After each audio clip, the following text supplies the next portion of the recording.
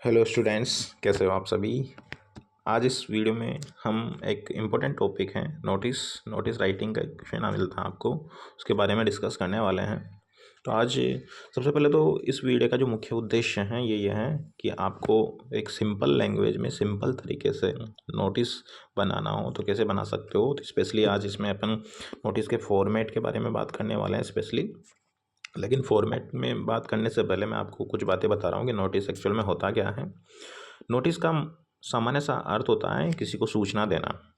आप व्यक्तिगत भी दे सकते हो और इसे सामूहिक रूप से भी देख सकते हो। जब कोई भी ऑर्गेनाइजेशन होता है, वो कोई उत्सव वगैरह, कोई प्रोग्राम फंक्शन वगैरह करता है या किसी भी चीज़ के बारे में उसको इन्फॉर्मेशन देनी है अपने स्टूडेंट्स को, अपने वर्कर्स को, अपने मेम्बर्स को, तो स्पेशली नोटिस लिख के उसको बुलेटिन बोर्ड पे लगाया जाता है। तो अपन को ये एक नोटिस लिखते कैसे हैं एक सिंपल तरीके से, तो उस चीज़ को समझना है। जैसे कि शॉर्ट कंपोजिशन में बोर्ड के एग्जाम में एक नोटिस राइटिंग का क्वेश्चन आता है, तो उस चीज़ को समझना है अपन को। तो नोटिस के फॉर्मेट पे चलते हैं। तो कुछ बातें आपको नोटिस के फॉर्मेट से जानने से पहले कुछ बातें समझनी है कि नोटिस को एक तो बॉक्स में लिखा जाता है। बॉक्स में लिखेंगे इसको अपन। एक नोटिस की हेडिंग अच्छी होनी चाहिए, आकर्षक हेडिंग होनी चाहिए। जैसे नोटिस लिखा तो उसमें क्लियरली मेंशन होना चाहिए कि ये नोटिस के बारे में है। नोटिस की जो लैंग्वेज है बिल्कुल क्लियर होनी चाहिए, स्पष्ट होनी चाहिए। ज़्यादा ऐसे घुमा फिरा के नहीं बताना चाहिए। नोटिस में संक्षिप्त और स्पष्ट लैंग्वेज में लिखना चाहिए। और आपके सिलेबस के अकॉर्डिंग जो भी वर्ड्स लिमिट्स दे रखी हैं तो उसमें अपन को नोटिस लिखना चाहिए अपन को। तो आगे चलते हैं और नोटिस के फॉर्मेट को समझते हैं। नोटिस का एक अच्छा फॉर्मेट क्या हो सकता है जिसमें आप ऐसा फॉर्मेट, इस फॉर्मेट से आप प्रत्येक क्वेश्चन का आंसर कर सकते हैं। भी नोटिस का कोई सा भी क्वेश्चन आए, आप इस फॉर्मेट को याद रखते हो, इसको समझते हो, तो नोटिस के प्रत्येक क्वेश्चन को आप सोल्व कर सकते हो। तो बढ़ते हैं आगे। सबसे पहली बात तो यही है कि अपन को नोटिस लिखने के लिए सबसे पहले एक बॉक्स बनाना है। भी नोटिस जब भी लिखा जाएगा ना, हमेशा एक बॉक्स में लिखा जाएगा, है ना। उसके लिए डिब्बा बनाना पड़ेगा अपन को, है ना। बॉक्स का निर्माण करना पड़ेगा क्योंकि फॉर्मेट है तो फॉर्मेट के कहीं ना कहीं क्वेश्चन नंबर मिलते हैं अपन को, तो फॉर्मेट को फॉलो करना ही पड़ेगा। उसके बाद अपन को सबसे ऊपर नेम ऑफ ऑर्गेनाइजेशन लिखना है। मतलब जो भी संस्थान अपन को सूचना दे रहा है, सूचित करने वाला है, तो संस्थान का नेम आता है यहाँ पे, है ना। उस संस्थान का नेम लिखेंगे और उसको कैपिटल में लिखेंगे यहाँ पे। फिर वो संस्थान कहाँ पे हैं, जैसे कोई भी स्कूल है तो स्कूल कहाँ पे है, यहाँ पे आगे उसका स्थान भी लिखेंगे कि यहाँ पे हैं। फिर उसके नीचे अपन एक लाइन छोड़ के यहाँ पे एक नोटिस शब्द लिखेंगे। यहाँ पे नोटिस शब्द लिखेंगे। इसके नीचे जस्ट यहाँ पे अपन को हेडिंग लिखनी है कि नोटिस किसके बारे में है, अपन सूचना किसके बारे में देने जा रहे हैं, उसकी हेडिंग लिखनी है। उसको कैपिटल में लिखना है आपको और इन्वर्टेड कॉमा में बंद करना है। और यहाँ पे जो बीच में आपने नोटिस लिखा था, इसके जस्ट आपको यहाँ पे डेट लिखनी है ना।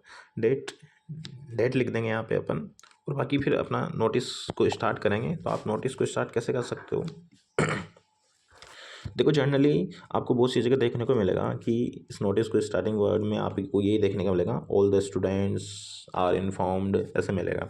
लेकिन ये ज़रूरी नहीं है स्टूडेंट्स कि आप हर बार स्टूडेंट को इन्फॉर्मेशन दो। जैसे मान लो आपने फॉर्मेट पढ़ा है एक जिसमें ऐसा रट लिया आपने कि all the student are informed, और नोटिस राइटिंग लिखनी है आपको कि किसी कंपनी के मैनेजर हैं, अपने स्टाफ को सूचना देना चाह रहा है वो, तो नोटिस लिखेगा। और उस नोटिस में भी अगर आप यहाँ पे फॉर्मेट याद किया है आपने और उसमें ऐसे करते हो कि ऑल द स्टूडेंट्स, तो वो एक कंपनी है, उसके स्टाफ को देनी है, तो स्टूडेंट नहीं है।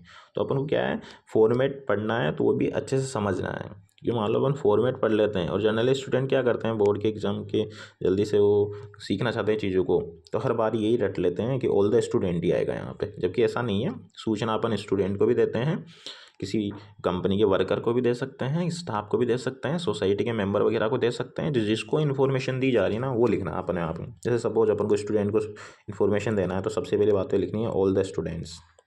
या स्टूडेंट को नहीं देना चाह रहे हैं तो इसमें किसी सोसाइटी के लोगों को देना चाह रहे हैं तो ऑल द पीपल्स, या किसी सोसाइटी के मेंबर्स को देना चाह रहे हैं तो ऑल द मेंबर्स, या किसी वर्कर वगैरह को देना चाह रहे हैं ऑल द वर्कर्स, है ना। तो यहाँ पे जिनको सूचना देना चाह रहे हैं वो मेंशन करना है यहाँ पे, ठीक है ना।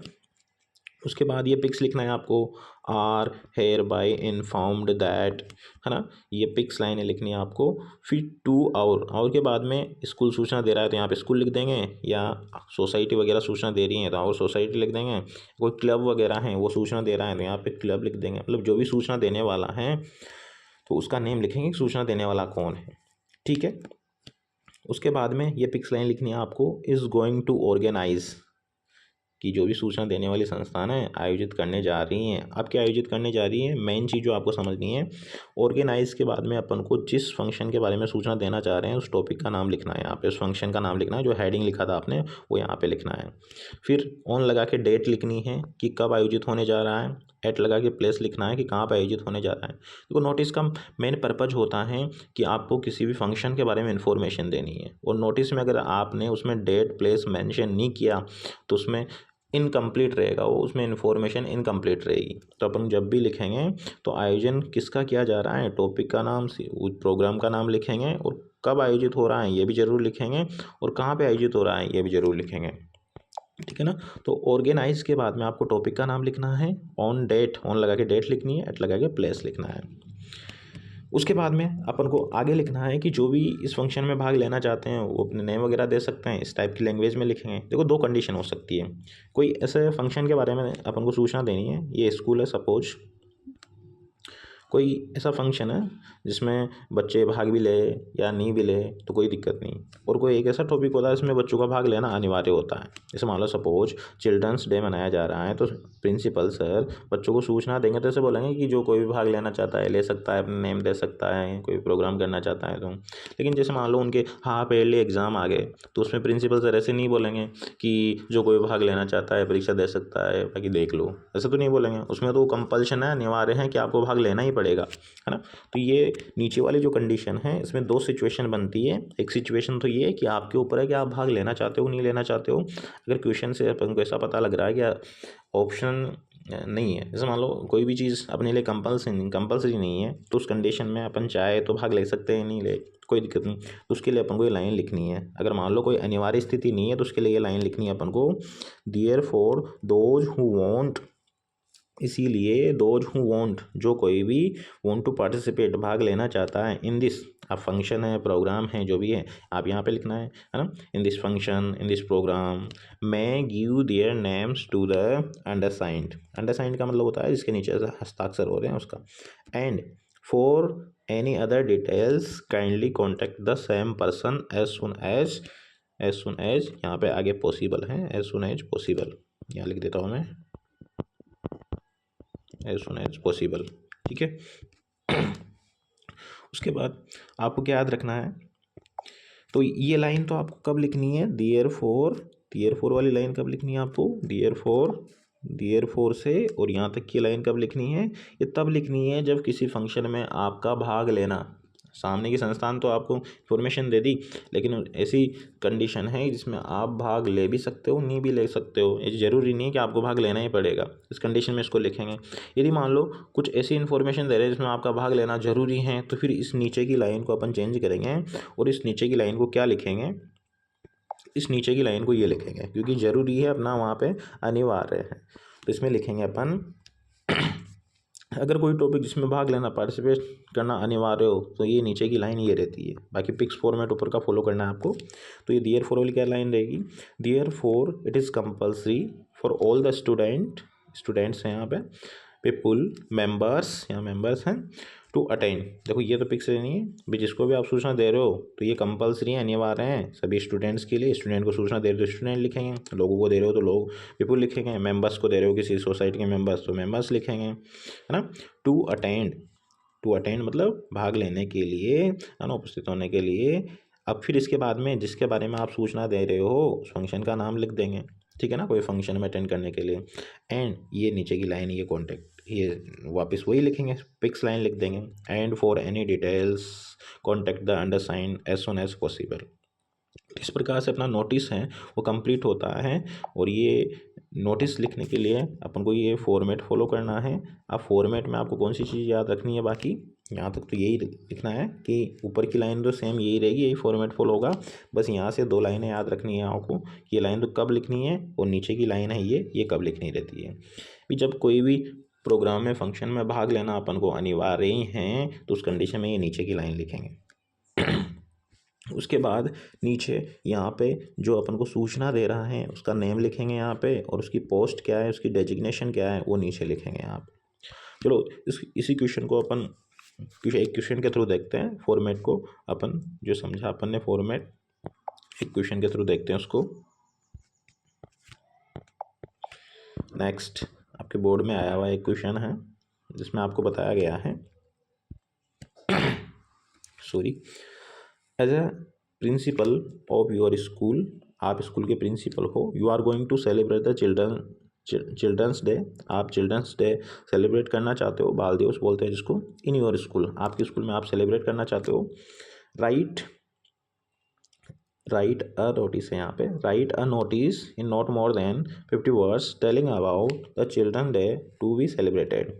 तो स्टूडेंट को अपन सूचना देनी है, तो यहाँ पे अपन को उनके चिल्ड्रंस डे के बारे में बताना है, तो इसकी सूचना देनी है बच्चों को। तब नोटिस लिखने के लिए सबसे पहली कंडीशन क्या है, सबसे पहली बात है कि अपन को एक बॉक्स बनाना पड़ेगा। सबसे पहली बात क्या है कि अपन को एक बॉक्स बनाना पड़ेगा। अब बॉक्स बनाएंगे तो उसमें सबसे पहले संस्थान का नाम लिखेंगे। सपोज मान लो अपन ने ये बॉक्स बनाया, यहाँ पे बॉक्स का निर्माण किया, ये बॉक्स बनाया, इसमें देखो सबसे पहले अपन ने यहाँ पे संस्थान का नाम दे रखा था। अब क्वेश्चन में संस्थान का नाम नहीं है तो अपनी तरफ से लिख लेंगे ग्लोबल पब्लिक स्कूल कोटा, कहाँ पे स्कूल कोटा, इस संस्थान का नाम लिख लिया। उसके बाद में एक लाइन छोड़ के फिर नोटिस सब लिखना है अपन को, है ना, सभी में। फिर नोटिस के इधर यहाँ पे अपन को डेट लिखनी है, डेट क्वेश्चन में ही दे रखी तो अपनी तरफ से लिख देंगे अपन डेट वगैरह, ठीक है। उसके बाद अपन को याद रखना है, उसके बाद हेडिंग लिखेंगे। हेडिंग अपन सूचना किसके बारे में दे रहे हैं, चिल्ड्रंस डे के बारे में दे रहे हैं, तो यहाँ पे क्या लिख देंगे, चिल्ड्रन डे, है ना, चिल्ड्रंस डे, हेडिंग लिख देंगे अपन यहाँ पे। उसके बाद नेक्स्ट फिर अब सूचना स्टूडेंट को दे रहे हैं तो अपन यहाँ क्या लिखेंगे, ऑल द स्टूडेंट्स, वही पिक्स लाइन लिखेंगे, are hereby informed that our school सूचना दे रही है तो यहाँ स्कूल लिखेंगे, है ना, इज़ गोइंग टू सेलिब्रेट, फिर फंक्शन का नाम लिखेंगे द चिल्ड्रंस डे, जिसको अपन बाल दिवस भी बोलते हैं। कब है ये, ऑन 14 नवंबर 2024, है ना, 14 नवंबर 2024 को है, ये डेट लिख दिया अपन ने। कहाँ पे है ये, एट स्कूल कैंपस में है, तो इसके बारे में लिख दिया अपन ने, है ना। देखो सूचना दे रहे हैं तो आप फंक्शन का नाम, डेट और कहाँ है फंक्शन, ये चीज़ जरूर मेंशन करनी है उसमें। फिर अब चिल्ड्रंस डे में बहुत सारे स्टूडेंट ऐसे होंगे जो भाग लेंगे नहीं लेंगे, है ना, तो ऐसा कोई कंपल्सन नहीं है कि सभी भाग ले, है ना, तो इसलिए वो कंपल्सरी वाली लाइन नहीं लिखेंगे इसमें। अपने जो कोई भाग लेना चाहता है ले सकता है वो वाली लाइन लिख देंगे, क्योंकि नीचे फॉर्मेट में अपन ने 2 लाइनें देखी थी कि कंपल्सन वाली लाइन कब लिखनी है और ये जो भाग लेना चाहता है ले सकता है ये वाली लाइन कब लिखनी है, बाकी 2 लाइनें फॉलो करनी है आपको। देखो अब ऐसे चिल्ड्रन डे में कोई बच्चे भाग लेंगे कोई नहीं लेंगे ना, उससे ज़रूरी नहीं है। तो इसमें जैसा कि आगे बोला जा रहा है कि देयर फोर, इसीलिए those who want to participate in this function, कि जो कोई भी इसमें भाग लेना चाहता है, मैं give their name to the undersigned, वो नीचे हस्ताक्षर हो रहे हैं अंडरसाइंड उसको दे सकता है, एंड एनी अदर डिटेल, और कोई भी दूसरी डिटेल पूछनी हो कॉन्टैक्ट द सेम पर्सन, यहाँ पे एज नहीं है, contact the same person as soon as possible, जितना जल्दी हो उतना जल्दी पॉसिबल, संभव हो उतना जल्दी कॉन्टैक्ट कर सकते हो, ठीक है। और नीचे अपन जैसे कि आपको पता ही है कि नीचे नोटिस लिखने वाला कौन है, उसका नेम लिखेंगे, उसकी पोस्ट लिखते हैं यहाँ पे, ठीक है, और इसको बॉक्स में बनाते हैं, ये चीज़ आप में। तो इसी प्रकार से इस फॉर्मेट से आप प्रत्येक क्वेश्चन का आंसर कर सकते हो, है ना। देखो इस प्रकार से अगर कोई भी क्वेश्चन आ जाए, जैसे मान लो सपोज ये है किसी फंक्शन, टीचर्स डे है, एनुअल फंक्शन है, प्राइज डिस्ट्रीब्यूशन फंक्शन है, कोई कल्चरल प्रोग्राम है, तो किसी फंक्शन को आप के बारे में लिखना चाहते हो तो इसी फॉर्मेट को फॉलो करके आप लिख सकते हो। तो ये जो फॉर्मेट है वेरी इंपॉर्टेंट फॉर्मेट है, उसको बहुत सिंपल तरीके से बनाया गया है, और इसमें मेन रूप से ये है कि इस एक फॉर्मेट से आप प्रत्येक क्वेश्चन का आंसर कर सकते हो। बस आपको कुछ चीज़ें समझने की आवश्यकता है कि कौन सी चीज़ कहाँ पर लिखते हैं। तो ये फॉर्मेट है स्टूडेंट्स। तो आई होप कि आपको वीडियो पसंद आया होगा और फॉर्मेट अच्छे से समझ में भी आया होगा। तो एक बार इसको अच्छे से समझें और बाकी अपने क्वेश्चन सोल्व करने की कोशिश करें। ठीक है, थैंक यू।